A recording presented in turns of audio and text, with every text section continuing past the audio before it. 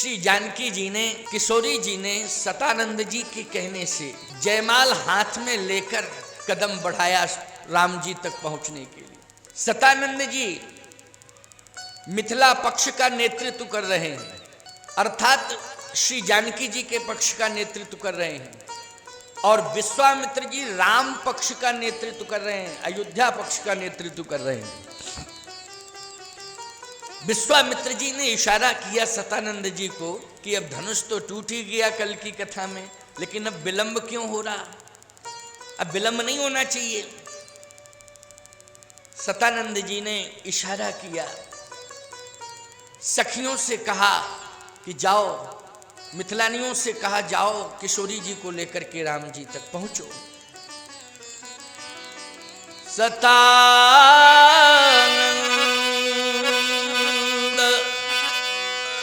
तब आय सुदीना, सीता गवन राम पहिकीना। सतानंद जी ने इशारा किया तो किशोरी जी जयमाल लेकर के पहुंच गई प्रभु राम के समीप। सखियां साथ में, 6 वर्ष की जानकी, 15 वर्ष के प्रभु राम। भैया 6 वर्ष की बेटी की बहियां छोटी छोटी होंगी ना, 6 वर्ष की, बिल्कुल छोटी सी जानकी जी, छोटी छोटी बहियां हाथ में माल लिए हैं खड़ी। अब 15 वर्ष के भगवान राम, अब पीछे से सखी कहती है, चतुर सखी लख कहा बुझाई, पहिरावो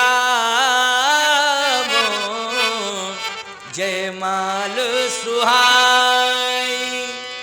पीछे से सखी कहती है, जानकी जी पहना दो जयमाल। अब पहना नहीं पा रही हैं, प्रयास तो किया है।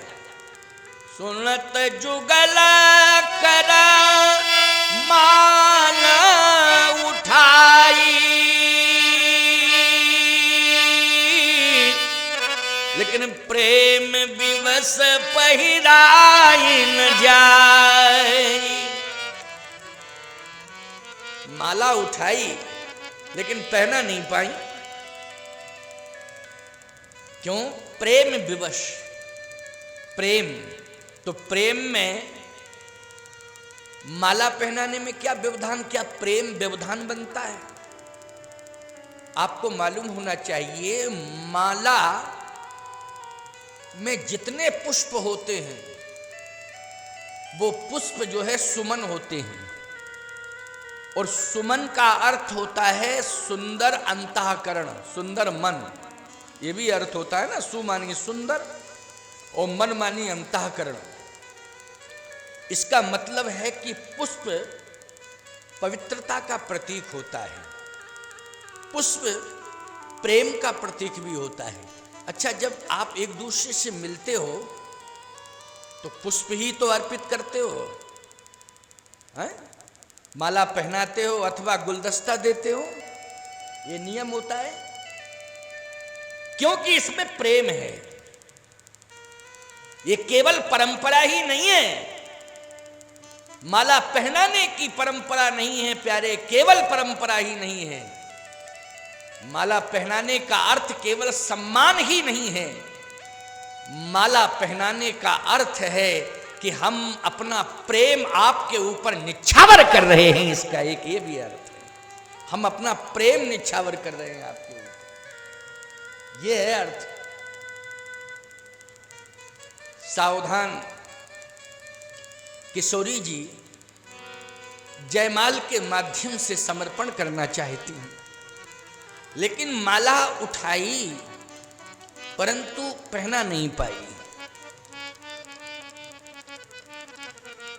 वाह, विश्वामित्र जी ने देखा कि माला तो बहुत पहले आ गई, किशोरी जी लेके आ गई, लेकिन पहना नहीं पा रही हैं। तो क्या बात है, क्योंकि स्वयंवर माला पहनाने का अर्थ है कि कन्या स्वयं वरण करे, और उसमें स्वीकृति तभी है जब माला पहना दी जाए। और इसका नाम मैंने स्वयंवर रखा है। वैसे तो जनक जी की घोषणा के अनुसार धनुष यज्ञ है। क्यों भाई, कल इसी पर चर्चा हुई थी ना। जो नित्य प्रति श्रोता आ रहे हैं कथा सुनने के लिए, उनको याद होगा कि जनक जी के मतानुसार जो कार्यक्रम हुआ है जनकपुर में, वो धनुष यज्ञ का हुआ है। लेकिन विश्वामित्र जी के मतानुसार सिए स्वयंवर देखिए जाई, ईस का है धो दे बढ़ाई। तो स्वयंवर में जयमाल की प्राथमिकता होगी कि नहीं होगी भाई? भाई कन्या अपने मन से जिसके गले में जयमाल डाल देगी, बोलो वर्ण हो जाएगा कि नहीं हो जाएगा, उसी को स्वयंवर कहते हैं। लेकिन यहां किशोरी जी पहुंच तो गई, हाथ में माला भी है, पुष्पों की माला है, लेकिन प्रेम विवश पहिरायन जाएगी। प्रेम की विवशता है कि वो पहरा नहीं पा रही हैं, पहना नहीं पा रही हैं, ऐसी विवशता। लेकिन क्या बतावें प्रेम की व्यवस्था को, व्यवस्था तो खराब हो रही है। अगर माला नहीं पहनाएंगी तो स्वयंवर कैसे होगा बोलो भाई? धनुष मनुष टूट गया हो, भले ही टूट गया हो धनुष, लेकिन धनुष टूटने के बाद भी अगर जानकी जी जयमाल नहीं पहना पाएंगी तो प्रश्न चिन्ह लग जाएगा कि नहीं लग जाएगा? देखने वाले क्या कहेंगे, भैया बेटी की इच्छा ही नहीं है, अब क्या किया जाए? बाप भले ही कह रहा था कि जो धनुष तोड़ेगा उसी के गले में जयमाल पड़ेगी, मेरी बेटी का विवाह उसी के साथ होगा, लेकिन बेटी तो माला पहना ही नहीं रही है, पहना ही नहीं रही है बेटी माला। लेकिन बेटी पहनाना चाहती है, लेकिन प्रेम विवश पहिराए ना जाइए। एक बात आपको और बताएं, इसमें एक भाव और है। अब आजकल सिस्टम चल गया है कि मालाएं दो आने लगी, समझ गए हो कि नहीं?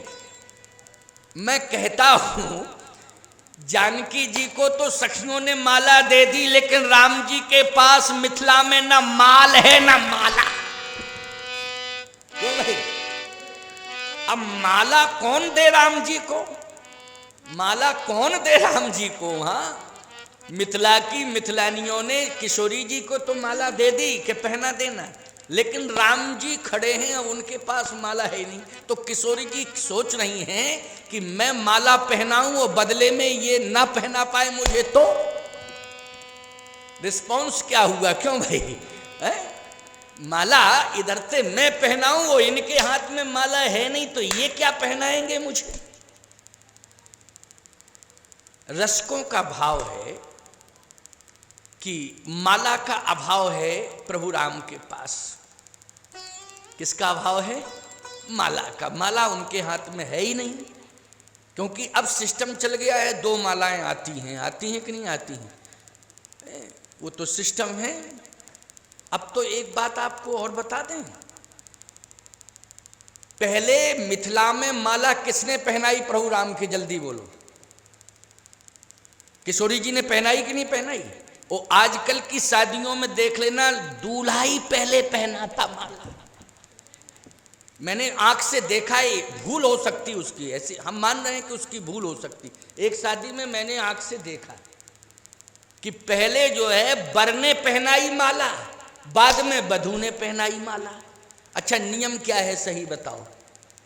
पहले वधू पहनाती, तब वर पहनाता है, वधू को आपस में आदान प्रदान में। लेकिन प्रथम दृष्टया माला कन्या पक्ष की ओर से पड़ती है कि नहीं पड़ती है हमारी समझ में। और वैसे हमें ABCD कुछ मालूम ही नहीं है कि क्या किसके कौन पहले डालता माला, कौन बाद में डालता। लेकिन मैंने आंख से देखा और दिमाग भी लगाया। मैंने कहा मिथिला की परंपरा से यदि विवाह संपन्न हो रहा है तो पहले कन्या को माला पहनाना चाहिए। लेकिन ये कैसा है, इसने तो पहले माला पहनाई। मैंने कुछ कहा नहीं, लेकिन ऐसे ही खड़ा रह गया मैं सशंकित होकर। तो बगल वाला बोला, बोले गुरुजी क्या बात है, आप कुछ सदमे में आ गए? क्योंकि मैं वहीं था विवाह में। बोले आप सदमे में आ गए क्या?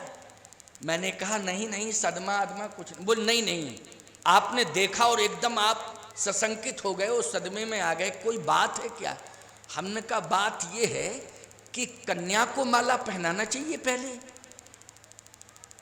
कन्या को पहनाना चाहिए माला, लेकिन यहां तो वर ने पहना दी माला, पहले वर ने पहनाई माला। कहीं हम पता लगाते हैं, पता लगाते हैं। तो जब जानकारी की गई प्यारे, तो उस जानकारी में स्पष्टीकरण यही हुआ, यही स्पष्टीकरण हुआ कि वो कन्या पहनाना ही नहीं चाहती थी वर को माला, क्योंकि उसके मन के हिसाब से ही विवाह नहीं हो रहा था। तो उसने सोचा वर ने विवाह कैंसिल ना हो जाए तो अपने आप ही पहले डाल दी। ये रहस्य निकल के आया। बोलो भाई, बैर प्रीति विवाह ये समय ही सो कीजिए। बैर भी करो तो बराबरी वाले से करो, प्रेम भी करो तो बराबरी वाले से करो, और विवाह भी करो तो बराबरी वाले से करो। इस पर विचार जरूर करना चाहिए। बिना विचारे जो करें सो पाछे पछताएं। विचार पूर्वक कार्य करना चाहिए। यहां जनकपुर में तो गोस्वामी जी कह रहे, जनक जी बोल रहे थे बिना ही विचार बरहट ते ही, लेकिन यहां तो प्यारे जनक को विचार नहीं करना है सीताराम जी के विवाह पर।